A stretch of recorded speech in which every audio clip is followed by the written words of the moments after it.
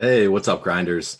This is Dan Gaspar, and I am here with John Breslin and Andre Alford here for Friday Strategy Show on FanDuel.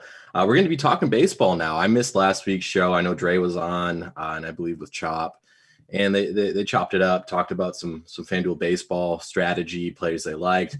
We're going to do the same thing here this week, and I'm kind of interested. Dre, how did last week's show go? How's the baseball season going for you in general here to start?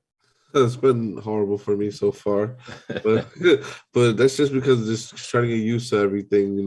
I know we got off to a little bit of a late start with the collective bargaining agreement going on between them, and pitch not being stretched out. So everyone's probably just getting some form now with the season. So I think it's going to start trending up a little bit better for me. But for right now, just trying to get used to everything, and also this cold weather going on longer than what it is in most parts of the country is little. It's a little bit to do with it too as well. So, but I'm a firm believer that it'll turn around soon, and I'll get back to the winner's circle. Yeah, and honestly, that's refreshing to hear. It's not all roses here, and when you're playing DFS, there's going to be some downslopes as well, and sometimes those can last a while, and not exactly the most fun thing in the world. But as long as you're taking a consistent approach, which we'll talk about here on the show, hopefully we'll get out of that slump here shortly. John, has the season been any better for you at all? Yeah, I mean, it's been up and down. I had a good day on Sunday. I think I won the Grand Slam. I had somebody that was even on the bench. It was like Austin Slater was still on I didn't get him swapped out. But I had a horrible day yesterday. It was really under the field on Aaron Judge, and I was thinking he was like 43% owned in the Grand Slam. I was thinking that's way too high. And then the Yankees were winning. Didn't expect that he was going to get another at bat, and that Orioles reliever just fell apart in the eighth inning, and he got an at bat with like 2 outs, like 2 guys on, hit a home run, just totally reversed the standings and all the contests. But yeah, baseball is always going to be up and down, and runs are down, home runs are way down this season. So it'll be interesting to see that if that continues as the weather gets warmer. Yeah, Judge ended up getting me there at the end too. I wasn't doing quite as well as you, but I also did not play him. But honestly, that's a good place to start before we even talk about pitching. You mentioned ownership, and it took me a long time to realize this. And I've been playing, baseball DFS for a long time. But man, it's so much more strategy, and it's so much more about projected ownership and how to handle that than almost anything else. Because outcomes are so variant. There's so much variance in the sport. So John, tell me a little bit about that. Do you factor in projected ownership? How much do you factor in projected ownership? Do you do so with pitching, hitting? Just your general approach with it is a good thing to hear, I guess. So yeah, I definitely factor in projected ownership. And even before I thought of it as ownership, right, I factored it into my mental equation, where one of the things that tends to be true in baseball, and we have Coors Field on the slate tonight, so it's good to talk about that. The teams that are projected to score the most runs usually have about a 10% chance on like a full slate, like a 10 or 8% chance of being the highest scoring team. Even though they're the team with the best chance, it's still only like 8 to 10%. But those stacks tend to be owned at like 20% or 18%. So the field tends to double their ownership on those teams that are projected to have the best offense.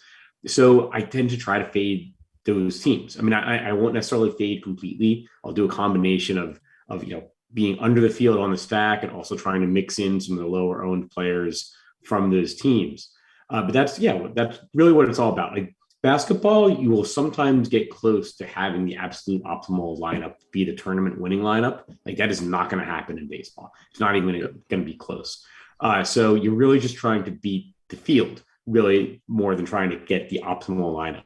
Pitchers, I tend to match the field ownership a little bit more, just because pitching tends to be more consistent, and especially FanDuel, one pitcher site. You don't necessarily need to get that crazy with pitcher. You don't necessarily need the savings where you've got to go with like some really cheap pitcher. Like the guys that tend to be the most expensive tend to have the most strikeout upside, and that's really what you're looking for in a FanDuel pitcher. Yeah, and a lot of times on FanDuel too, we'll get, unless it's a smaller slate, which, Friday night 13-game slate is not that. We don't really get condensed ownership on pitching too bad on FanDuel. I have the projected ownership sorted right now on Lineup HQ. Tonight we have the highest projected guy, and this is a preliminary run. I haven't gone in there and edited anything, so there might be some stuff that jumps out is not necessarily accurate. But Giolito we have is projected as the highest owned at 19%, 17% for Frankie Montas, Aaron Nola at 16%, and then it drops a little off after that. But even at 15 to 19%, you're not getting too chalky, and there's plenty of ways you can differentiate your bats to really not have to worry that much about pitching ownership on a slate like this. With that said, Dre, I'll go to you. Is there any of these guys that I mentioned that you're really looking to play a lot of? Not any guys that you want to go underweight on? Anybody I didn't mention that you're really interested in playing, I guess? Well, just looking at it a little bit earlier today, I'm really trying to see how much Lucas Giolito I want to play today, because obviously his price on FanDuel is 9.3 compared to Frankie Montas, which is almost $900 more. So I know you only went 4 innings the first two times he's pitched today. So I'm looking to hopefully get hopefully 6 out of him to get the quality start. I'm expecting that he gets there this time, so that way that increases his upside at this point with the strikeout ability, and he also get the quality start, which is an extra 6 points, which matters on FanDuel a lot. So he's someone I'm definitely looking at more, trying to get as much exposure to as I possibly can. Especially, like I said, for a cheaper price than majority of these guys on top here. But Nola's a good option as well. And I definitely also don't mind Frankie Montas as well. Like John said before, spending up typically is the way to go on the slates like these, especially bigger slates, because there's a number of different ways you can go stack-wise that can win the slate as well, too, today. Yeah, that's a good point about the quality start on FanDuel. I don't see it coming into play as much, as we have earlier this season, in terms of there being a huge difference between some of these top guys and what they're likely to do in terms of how many pitches they'll throw, how long they'll throw. Most of these guys are pretty stretched out. Giolito would, I guess, be the guy that maybe not, like you kind of mentioned, maybe he's a little shorter in terms of pitch count projection than like an Aaron Nola or Frankie Montas, and that maybe that's why you ding him a little bit, but he still does have that strikeout upside. John, how about you? What are your thoughts on this top tier of pitching, and then is there anybody else you kind of like for tournaments here on FanDuel? I think the guys that stick out for me are Giolito and Montas. I think they've got a K-prop that's about a full strikeout higher than anybody else on the slate. But I'll be going down to the lower tier a little bit. Some of the guys just below them, like Nola, Adam Wainwright, Tyler McGill. I'm probably not going to, like I said, I'm not going to go like cheap, just because I don't think it becomes necessary. I spend much less time thinking about my pitchers just because there's so much less variance. Like you rarely see a home run, like 18.7 point difference between the top pitchers. So you can kind of get there with multiple pitchers. I mean, as you go through the standings at the end of the night, you can kind of see there's an often mix of pitchers. Well, it tends to be the same team stack that's always at the top of the leaderboards. Yeah. So I guess this question is for both of you then. We've kind of, said who some of these top plays are. Are your expectations then that you'll have a pretty equal share of most of these guys and not really go overweight on anybody or fade anybody? Is that accurate, John? Yeah, I'm probably going to go like 20-25%, a handful of these guys. And I like one of them will probably bust, but the rest will probably be around the same level. And I'm not going to go try to hunt and find the way off the radar guy that they could put up an outlier score. How about you, Dre? Kind of same approach on a slate like tonight. Yeah, I'm gonna try to just be, like I already know I'm gonna definitely try to be as over as I possibly can on Giolito, but I know it's also early in the day, so the ownership might change on that. But I put at least get like 25, maybe 30% of Giolito. And then Nola as well, probably. I know he's coming at 15%, so maybe try to double that and Montas probably be at the field at like 25%, then sprinkle in a little bit of everyone else in there, see how it goes from there. Yeah, I agree with what you guys have been saying. There's really no reason on FanDuel to try to get too cute at starting pitcher. The guys that I will talk about though briefly, mostly a pricing thing. Corey Kluber not looked extremely sharp. Again, I don't really think you need to save the salary, but he's the guy that pops out as potentially, underpriced for what he has done in the past. He's $7,000. He's one of the cheaper guys that I would entertain if I felt like I needed to go cheaper, which again, I don't necessarily think I need to. And then the other guy is Nestor Cortez. I feel like I've completely missed the boat on him. He's started out the season amazingly. And, is that just a small sample thing? Probably, or very well could. It almost definitely is in terms of his strikeout rate to start the season. He's been a beast in terms of strikeout. Like that's more than likely a small sample thing. But the thing to think about with these guys that, start the season hot or start the season cold, projection systems, which is where a lot of this ownership gets driven by, are typically slow to adapt to guys like these. So like if it is a real change that Cortez has taken, and if it's something real, projection systems still probably aren't caught up on it. So I am interested on someone like him who's shown, strikeout ability to start the season. We currently again have him projected for about 2% ownership, 3% ownership. And nobody's going to play him because of that price tag. They see 10K, they see Nestor Cortez. Who is this guy? He hasn't done a whole lot in the big leagues. So that he's the only other guy that I would really entertain in terms of the high end. And again, that's probably getting a little too cute, but hey, I don't think he's all that bad of an option.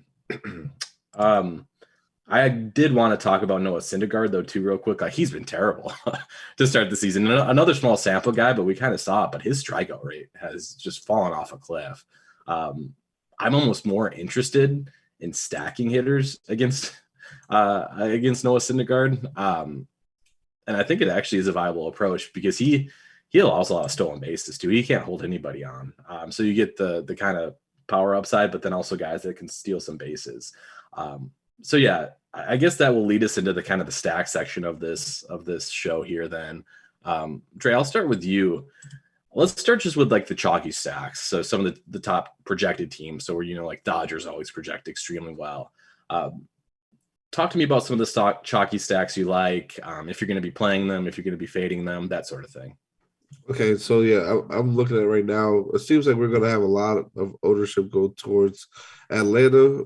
I don't argue. I can't argue against that when it comes to going against a guy like Garrett Richards, who's pretty much going to be the opening pitcher for the Texans.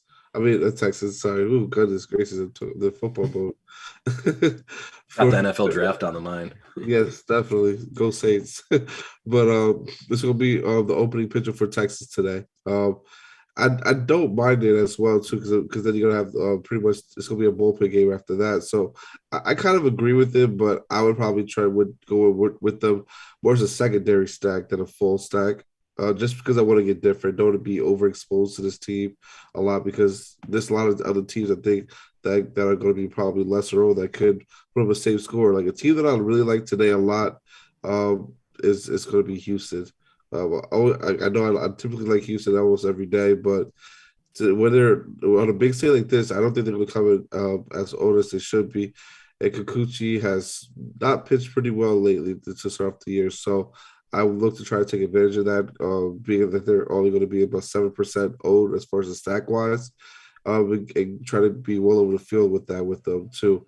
And I know we have a Coors game on the field. I don't know if that's going to pick up a lot of ownership today because during I believe it was, I'm not sure if it was you that said it before, John, that during this time of year normally the games are colder in Coors and they don't normally hit as well as it is compared to the summertime. So I am a firm believer in that. So I'm going to be well under on the Cincinnati's and the Colorado side of this game for sure too. Yeah, and I hadn't actually noticed. I just went to Kevin Roth's weather report here. I'll read a little bit here. It says Cincinnati at Colorado, winds coming in with gusto from left around 25 miles per hour sustained, with gusts around 40 miles per hour. It's still Coors, but maybe it's not quite as Coorsy and Coors can be. Also worth that the winds will be winding down throughout the game, so 25 miles per hour at the start, but more like 15 at the end. So yeah, if you're looking for reasons to fade, we're not showing too intensive ownership on this game to start here on FanDuel. But if you're looking reasons to fade the Coors spot, I guess that would be one reason to do so. John, how about you? What are some top stacks that you're looking at? So yeah, I think Yankees, Dodgers are going to be pretty highly owned. Probably up there with the Coors Field game. I like Atlanta and I like Texas in the same game. The game's got a pretty high run total. Texas has got a lot of power. You look like home run props. There's a bunch of Texas Rangers guys up there. Like they haven't been on fire to start the season, but I pay attention to that kind of thing, like the home run props, the run totals, especially when the run totals are out of sync with what I think the ownership might be. And I think like Texas might have ownership lower than it should.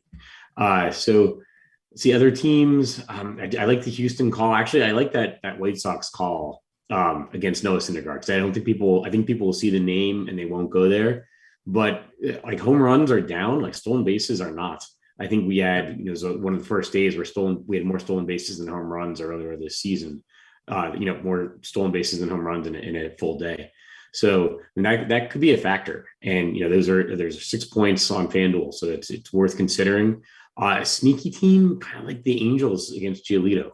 He's gone 4 innings his first 2 starts. He's not a world beater, and I think he'll be one of the most popular pitchers. So I like the idea of stacking against him. The run total is not that low, and I think Mike Trout is going to be criminally underowned. I mean, he's by far the highest projected player, and he's going to probably have single-digit ownership because the starting pitcher he's facing is going to be one of the more popular pitchers. Yeah, I think that's a good call for leverage too. And even if you're just using, a secondary stack there, because their order does drop off pretty quickly after Trout and Ohtani. Taylor Ward's obviously been absolutely crushing. It's a matter of if he can keep it up. And that's actually an interesting question here, because their order does drop off pretty quick after, I guess, Rendon you can throw in there. Jared Walsh has some power.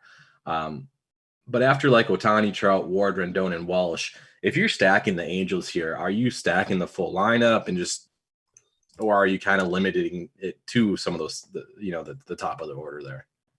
Yeah, we can only stack 4. So, if right. Trout and Ohtani are really, really good, and a couple other guys are just getting on base a couple of times and getting driven in, I mean, that's a productive stack right there. So I think you can absolutely do a 4-man Angel stack tonight. Okay. I like it. Trying to think of other questions. The White Sox thing against Cindergard, the only problem here, and it's something I like too, but it's like, unfortunately, the White Sox don't have a ton of guys that really steal bases. Like Jose Abreu, Yasmani Grandal, I'm not going to do it. Tim Anderson leading off. So maybe this is, a Tim Anderson, AJ Pollock, I guess, is back in the lineup. He can steal some bases. Bottom of the order might be able to steal some bases. So if you're looking at like really crazy low, cheap one-off plays, maybe some of these guys that could get on base and swipe a bag or two for the White Sox would do it. In terms of stacking in general, Dre, do you take more of a 4-4 approach on FanDuel, 4-3, or something else? For say like this size, I typically am going to just stack fully. So I'm going to be either 4-3 or 4-2 for the most parts. I'm not a big fan of 4-4s that much, but sometimes I run like maybe like 10 to 15% of them. But I typically would just run like a 4-3 or 4-2. Okay. And do you have, this question's a little tough. We got some questions from producer Devin before the show, and this one's tough, so don't feel free to just pass if you can't answer it. If there's do you have any team that you would limit to a secondary stack that you wouldn't really full out stack on a slate like this? Yeah, I typically do that a lot, especially when it comes to like the course games, especially this time of year. I just will limit them to only be a secondary stack unless I'm really high on the game as a total as a whole. Then I won't. But other than that, I will try to limit that. Like today, I know definitely want to limit Cincinnati, and Colorado to being more so secondary stacks than having to be full stacks. So I might run even a little bit of 4-4 just so I can have them as a secondary stack more, but and have to get a 4-man in there, but for the most part, it would be just 3-mans and having them be more so secondary. I do also like you said with the call streak being Chicago of the White Sox today, I would have them be more of a secondary stack as well. Just because it's Cindergard, I wouldn't make them have a main stack as well. So things like that, I would definitely limit those to limit some of my teams to have that. Makes sense. I got a question, John. I know you've been doing this for a while. I have guys that I will basically just stack against because I'm stubborn. It's worked for me in the past. They might be relatively good pitchers. Madison Bumgarner is one of those guys for me. Fly ball pitcher is part of it. When he gets lit up, is the other part of it. And the Cardinals are a pretty good power team. So I'll definitely have some St. Louis stacks tonight. But I guess my question for both of you, I'll start with John. Do you have any guys like that are just like anytime they're on the slate, you kind of just stack against them? Bumgarner is one of those guys for me. I have a few others, but just curious about you guys. It's more teams for me. Like I'll stack against the Orioles no matter what's happening. Like their bullpen. It might be that I'm kind of local to the area. I'm in the DC area, so I get the games. You know, if I turn on the TV, there's a good chance there'll be an Orioles game on.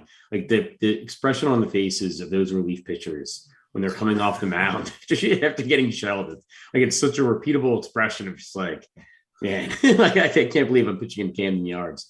But I mean, yeah. You look at those teams, and sometimes, like, yeah, they're not putting together a competitive lineup. They're rebuilding or they're tanking, whatever you want to call it. But that seems to particularly affect the bullpen, getting enough pitchers. And see, I'll attack like weak bullpens like Baltimore anytime. Doesn't matter who's starting. Doesn't matter like what the opposing offense is. Yeah, that's good for on a slate like tonight because we didn't even talk about Boston, and I imagine they'll be fairly high owned, but I mean they're a good stack for sure. Dre, how about you? Do you have any biases you let creep through in when you're making your stacks? Sometimes with the Angels, I know if the Angels bullpen, sometimes if they typically aren't that great, so I will try to normally have a couple stacks against them for sure. I'm going to always attack. I like you said, Baltimore is definitely one for sure. I'm going to always try to attack them for sure. And honestly, some popular pitchers that I don't understand why are they popular. I will definitely run a lot of lineups against them just to try to see if I can get them to blow up and have a bad game. So, like I know last time, like I think lastly we had like Shohei Ohtani coming as the highest old pitcher, did pitch a pretty good game. So things like that is why we're trying to take advantage of it for sure. And also teams that are in like sometimes teams that are in good weather spots and they do have a good pitcher, good hitting spots with the weather and have a good pitcher they're pitching against. I will use that to my advantage too because I know people would tend to not be on that game just because of the pitcher, but it's good hitting conditions and you never know what can happen in those type of situations. Yeah, I mean, you needed Jose Ramirez when Ohtani pitched that game a few nights ago. Yeah, had a ran with two home runs, and he decided the slate. And you guys bring up a great point with bullpens, something that people playing for the first time, they kind of just look at the starting pitchers, but bullpens have so much to do with it, and it ties in good with my Madison Bumgarner bias because Arizona's bullpen is bad too. They are not good. So that's another thing to look at when we're taking a look at what teams to stack. I think I've covered most things, so I'm going to end it. I'm going to ask each of you your 2 favorite pitchers to choose from tonight in terms of tournaments, as well as your 3 favorite stacks. Do I have a volunteer on who wants to go first for this one? I'll go. You go. All right, let's hear it, John.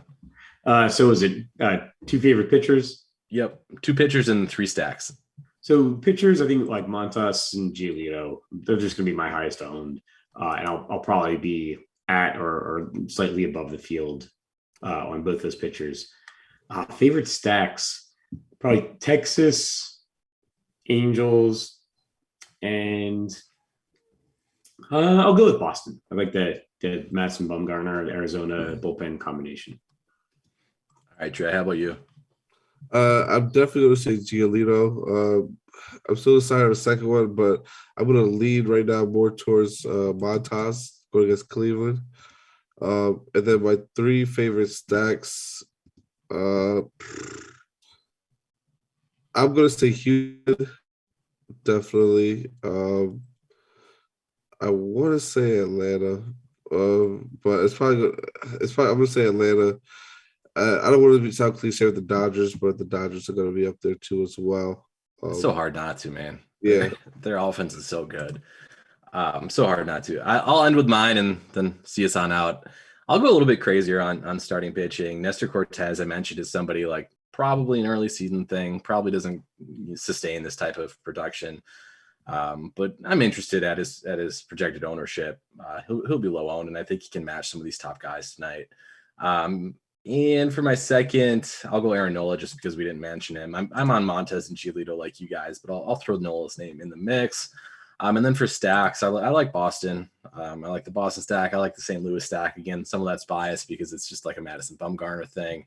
And then for the sneaky secondary stack, I'll go with the White Sox. Again, we're looking for stolen bases there, so for like a Tim Anderson type of deal. But yeah, that's going to do it then for Friday's FanDuel Strategy Show. We'll be back next week, at least some of us will, to do the show again every single Friday. If you have any questions, feel free to reach out to us on Twitter. Otherwise, that's going to do it for today's show.